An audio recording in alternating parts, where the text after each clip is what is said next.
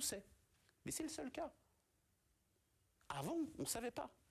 Et si tu prends tous les dossiers des gens qui ont été jugés terroristes après... Mais tu n'es pas capable de dire quel extrait du dossier avant avait du sens. Quand tu fais analyser la radio des poumons par ton outil, tu sais que la radio des poumons a du sens. Le fait que toi, tu ne sois pas capable avec tes yeux de voir quelque chose et que tu espères que le programme va être capable de détecter, tu sais que ça, c'était une radio de, je sais pas, ton patient, genre 3 mois avant qu'on ait diagnostiqué son cancer. Et donc la question, c'est est-ce que ça se voyait déjà? Et est-ce que l'ordinateur est capable de détecter une ombre d'un truc que les médecins n'ont pas vu, mais qui serait peut-être pertinent pour dire que c'est un signe hyper précoce de... Mais tu sais très bien où t'es. C'est-à-dire, tu sais très bien que ce que tu cherches, l'information que tu présentes à ton système d'apprentissage et à ton système de traitement est une info hyper pertinente et dont on a des centaines d'années de médecine pour nous dire c'est hyper pertinent. Et en fait, quand tu vas faire ça avec des trucs beaucoup plus génériques sur la vie des gens, leur profil, est-ce que c'était parce qu'il avait une gazinière bleue qu'il est devenu terroriste Est-ce qu'il est devenu terroriste parce qu'il a regardé une vidéo YouTube? Quand tu vois l'administration américaine qui demande... Mais peut-être, c'est pas exclu. L'hébergeur de la vidéo, quel IP, quel gars a regardé cette vidéo? C'est pour compléter des dossiers, c'est pour faire quoi? J'en sais rien, faut leur demander à eux. Ils ont envie de surveiller leur population, comme tous les gouvernements. C'est une constante des gouvernements. En France, on est bon dans ce domaine-là, mais c'est une constante. Pourquoi tu dis qu'on est bon? Parce qu'on se fait pas repérer ou parce que c'est légal? Mais parce qu'on le fait depuis très longtemps. C'est une vieille tradition. Depuis quand? C'était déjà une vieille tradition du temps de Joseph Fouché. Alors, tu vois, ça va pas nous rajeunir. Non, la France est un pays qui a ces envies-là depuis très très très longtemps. Est-ce que l'intelligence artificielle, plus ce qu'ils appellent la big data, ce qu'ils appellent tout ça, le pot pourri de tout ça, est-ce que ça va pas faire un flicage sous stéroïdes? Et en plus mal calibré? Je suis embêté avec cette question-là parce qu'elle est trop tordue. Je t'autorise à la détendre. Je vais te la démonter, en fait. Le fait d'aller pomper de la data sur les gens, d'aller stocker en quantité industrielle des données sur tout le monde, même si on n'en fait rien, c'est déjà du flicage. Le fait d'exploiter cette base d'informations dans le but de détecter si les gens font quelque chose, c'est du flicage. Que tu le fasses par de l'intelligence artificielle ou pas. Si tu veux, la vieille blague qui disait qu'en Allemagne de l'Est, la moitié de la population était occupée à surveiller l'autre moitié de la population. C'était relativement vrai d'ailleurs. Et c'était en partie vrai, mais c'était une blague. Mais il y a toujours un fond de vérité. Il y avait un petit fond intéressant derrière, quoi. Non, il n'y a pas toujours. Mais il y avait un petit fond dans ce cas-là. Mais si tu veux, c'est cette espèce de fantasme qu'on peut surveiller tout le monde. Et en fait, si tu veux surveiller tout le monde, il te faut une infinité de policiers. Et si tu as une infinité de policiers occupés à surveiller toute la population, il va falloir que tu les surveilles parce qu'ils sont vachement dangereux, tes policiers, et ils sont hyper nombreux. Et très vite, le truc devient intenable. Mais à partir du moment où tu l'automatises et où tu l'industrialises, il y a ce fantasme que, en surveillant tout le monde suffisamment, tout le monde sera sage et il n'y aura plus jamais de bêtises. C'est un fantasme, ça n'aura pas lieu. Le seul effet, c'est que tu auras détruit toute forme de liberté dans la société dans laquelle tu vis. Et c'est pas grave de ne pas surveiller tout le monde. Cette espèce de fantasme fou, qui est une espèce de délire totalitaire, qui est un truc qui est très immature. Enfin, je veux dire, faudrait inviter un psy pour parler de ça. Ce serait plus rigolo. On l'a déjà fait. Mais tu vois, là tu as une espèce de délire de toute puissance totalitaire, un côté très enfantin, très puéril, très bébé. Peut-être très flippé. C'est lié. Oui, c'est lié, c'est vrai. Et cette idée, par exemple, qu'il faudrait absolument attraper tous les gens qui font des bêtises. Et c'est pas vrai. Tu vois, depuis vachement longtemps, je ne saurais pas te dire depuis quand c'est dans le code de la route, mais plus vieux que moi, je suis à peu près sûr. Il est interdit de traverser en dehors des clous. Il y a une amende prévue au code pour ça. Je ne suis pas sûr qu'on la donne souvent, cette amende. Pourtant, je t'assure, moi je suis parisien, des gens qui traversent en dehors des clous, il y en a plusieurs. Tous les jours. Et pourtant, l'amende ne tombe pas et c'est pas très grave. En fait, si tu veux, c'est une espèce d'incompréhension de ce que c'est qu'une loi. Alors pour le coup, même chose, ce serait plus rigolo si c'était un anthropologue ou un sociologue qui venait t'expliquer ça. Mais une loi dans une société, c'est d'abord quelque chose que les gens respectent. C'est pas parce qu'on l'a écrit. Je veux dire, c'est pas parce que c'est écrit dans le code pénal que c'est pas bien de tuer que tu ne tues pas. Le code pénal t'en empêchera pas. Ce qui t'en empêche, c'est le fait que tu appartiens à une société dans laquelle c'est jugé comme étant pas bien. Et qu'en fait, ce jugement comme étant pas bien, tu l'as complètement intégré comme tu as intégré ta langue maternelle. C'est-à-dire, on te l'a dit quand tu étais petit, tout le monde se comporte autour de toi en partant du principe que c'est vrai, tout le monde a intégré ce truc-là, et donc même quand il te prend l'envie d'étrangler le pénible qui est devant toi, tu le fais pas, tu te retiens. Des fois, tu te retiens moins bien, mais tu te retiens. Et c'est ce qui fait que du coup, parce que tout le monde fait comme ça, on peut en faire une loi. On peut dire dans la loi, il ne faut pas tuer les gens, et du coup, quand on tue les gens, on est puni. Mais ce n'est pas la punition qui fait que tu ne tues pas les gens. C'est absolument pas ça. C'est une structure sociale, c'est une construction sociale. Et c'est ce qui fait que tu peux bien faire des lois absurdes. Elles ne sont pas respectées et les gens les contournent en permanence. Tu peux écrire que c'est illégal de traverser en dehors des clous et on explique aux enfants qu'il ne faut pas traverser en dehors des clous et ils apprennent. C'est un peu comme l'évasion fiscale. Non. C'est pas bien. Non, c'est pas comme l'évasion fiscale. Parce que tu vois, on explique aux gamins qu'il faut pas traverser en dehors des clous et qu'il faut être prudent quand on traverse la rue, etc. Et tu regardes en moyenne, les gens qui traversent en dehors des clous, ils sont quand même relativement prudents. S'ils traversent pas en mode rock'n'roll à moitié bourré le périph', quoi, tu vois, c'est pas ça qu'ils font. Ils sont en général raisonnablement prudents parce que ils savent qu'il y a une règle, ils savent pourquoi ils la contournent et c'est pas très grave qu'ils la contournent et tout va bien. Et tu vois, c'est dans ce sens-là qu'on écrit le truc. C'est d'abord, il faut que la règle soit admise, et c'est parce qu'elle est admise par la société, c'est parce qu'elle est intégrée dans le tissu social, que cette règle a un sens, et qu'on peut, si on le souhaite, la transcrire pour des raisons de sécurité, pour des raisons de fluidification de trafic. Pour mille raisons. Pour des questions d'assurance. Mais tu vois, et en fait, tu as une espèce de délire de nos jours qui est de dire, parce qu'on a écrit dans la loi que c'était interdit, il faut absolument qu'on surveille tout le monde pour s'assurer que personne ne le fasse.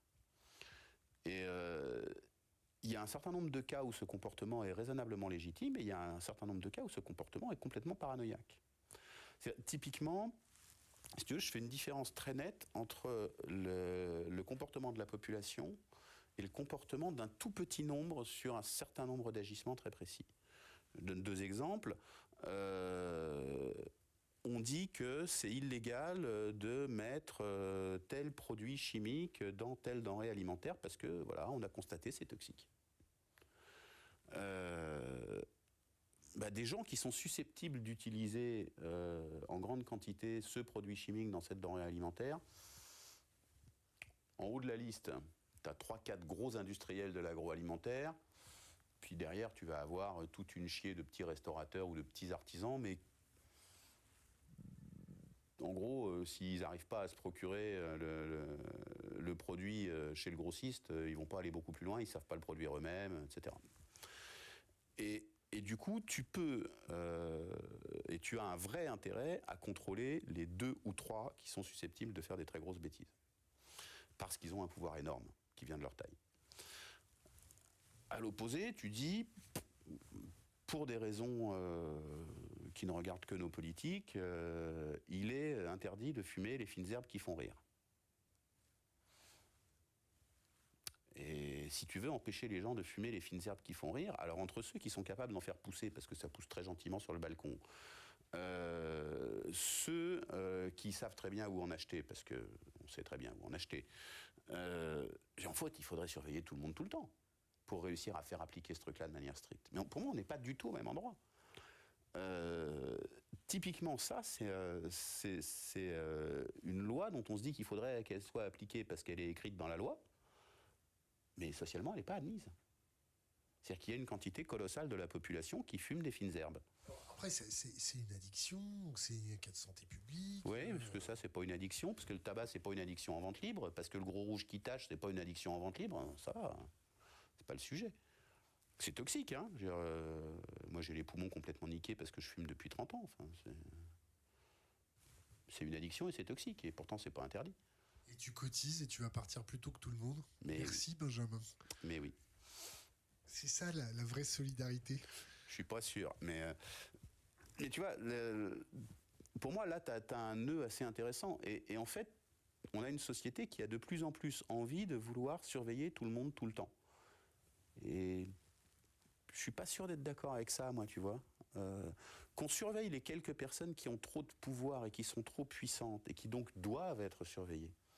Parce que quand un géant de l'agroalimentaire décide qu'il va économiser 3 sous en mettant des produits qui ne sont pas les bons ou des compléments alimentaires qui ne devraient pas, T'as suivi le Japon, toi. Je n'ai pas suivi le Japon, juste regarder ce qui se passe partout, c'est comme ça partout. Les bonbons à la mélamine, c'était pas au Japon, hein, c'était en Chine. Donc si tu veux, c'est vraiment pas un truc si nouveau que ça, quoi. Mais c'est en fait pour moi là-dedans il y a une notion de pouvoir. Le petit citoyen lambda qui fait ses petites bêtises lambda, il n'a pas un pouvoir, il n'a pas une toxicité vis-à-vis de la société qui est immense. C'est pas bien ce qu'il fait. Tu vois, même le clampin de base qui fume des fines herbes, ben en fait, il entretient toute une économie parallèle, toxique, extrêmement dangereuse. Et derrière cette économie parallèle, toxique et extrêmement dangereuse, il y a du grand banditisme, il y a des trucs vraiment pas bien, quoi. Mais d'un autre côté, si les fines herbes étaient en vente libre au tabac du coin, il irait acheter ses fines herbes au tabac du coin. Hein. Voilà. Cet aspect-là est pour moi un faux problème. Est-ce que tu suspectes, en termes de surveillance, que ce qu'ils appellent l'intelligence artificielle soit encore une canne numérique ou une camisole numérique pour encadrer la population ? Ben, c'est le but. C'est aussi un élément formidable qui permet de dire que c'est de la faute de l'ordinateur. C'est pas le grand méchant ministre qui a dit qu'on allait te couper les allocs, c'est l'ordinateur qui a dit qu'on allait te couper les allocs. C'est pas monsieur le directeur qui a dit que tu étais viré parce que ta gueule lui revenait pas, c'est l'ordinateur qui a dit que tu étais viré parce que ta gueule lui revenait pas. Et oui, mais qui a entraîné l'ordinateur ? Qui a appris à l'ordinateur que toi tu avais une sale gueule alors que ta voisine elle est très bien et ton voisin il est très bien, mais toi non. Est-ce que vous voyez pas derrière la caméra, mais ils sont 4 en vrai. Hein. Ils sont 4 contre moi. Mais tu vois. Tu vas voir ce que tu vas prendre. Donc tu vois, qui a entraîné l'ordinateur ? Et en fait, c'est quoi ce geste de la main ? L'ordinateur, il a été choisi, il a été programmé, il a été paramétré. Personne de responsable. Et il n'y a personne de responsable. Bah si, il y a bien quelqu'un qui est responsable. Et c'est bien l'ordinateur de quelqu'un. Et tu vois, moi, ce qui m'intéresse, c'est pas de savoir l'ordinateur a décidé que. C'est de savoir que l'ordinateur de quelqu'un a décidé que. Et moi, c'est le nom du quelqu'un. Je veux dire, ça n'est pas ton revolver qui m'a tué, c'est toi. Et donc, c'est pas l'ordinateur qui veut pas que j'ai des allocs ou qui veut pas que j'ai le poste ou qui veut pas que j'ai une promotion. C'est toi. C'est toi qui as choisi d'utiliser l'ordinateur. C'est un outil, tu as utilisé l'outil. C'est toi qui es responsable, c'est pas l'ordinateur. Et tu vois, c'est un très bon moyen de dédouaner. Les Israéliens ont décidé qu'ils allaient tuer des gens en s'appuyant sur un programme informatique. Que ce programme informatique relève de l'intelligence artificielle ou du tarot, je m'en fous. Ils ont choisi d'utiliser ça. Ils auraient décidé de tuer les gens en faisant 2d6 plus 8 comme on fait dans les jeux de rôle. Je m'en fous, c'est pareil. Ils ont utilisé un outil pour tuer des gens. Discutons du fait qu'ils tuent des gens. L'outil, je m'en fous. Franchement, s'ils avaient décidé de tuer les gens au sabre au lieu de les tuer à la bombe, est-ce que c'était moins grave ? Pas tellement. Moi, ce qui m'embête, c'est qu'ils tuent des gens. Est-ce qu'ils ont raison de le faire ? Pourquoi ils tuent ces gens-là plutôt que d'autres ? Comment ils le font ? Est-ce que juste ils les tuent ou est-ce qu'ils les affament aussi ? Enfin, tout ça, on peut le discuter. Mais ce qui m'intéresse, c'est ce qui se produit. L'outil avec lequel on le fait est peu pertinent. Donc, si tu veux, moi, ce qui me fait peur dans l'intelligence artificielle, c'est pas l'intelligence artificielle militarisée. Je veux dire, que les militaires décident de tuer n'importe qui, n'importe comment, qu'ils le fassent avec de l'intelligence artificielle ou avec de l'intelligence naturelle ou de la bêtise standard comme on fait depuis des milliers d'années, je m'en fous. C'est le résultat qui est intéressant. Le sujet intéressant à discuter là-dedans, c'est pas ce qu'ils utilisent de l'intelligence artificielle ou du calcul probabiliste ou les prédictions de Madame Irma. Ce qui est intéressant, c'est ce qu'ils font. Est-ce que tu penses que la population en général prend conscience de ce type de sujet? Est-ce qu'ils sont bien informés? Est-ce qu'on les forme bien? Est-ce qu'ils ont la capacité d'avoir accès à de l'information suffisamment bitable pour comprendre le basculement sociétal que ça amène? Non. Non, mais c'est pas spécifique à l'intelligence artificielle en fait. Les répercussions sont quand même vachement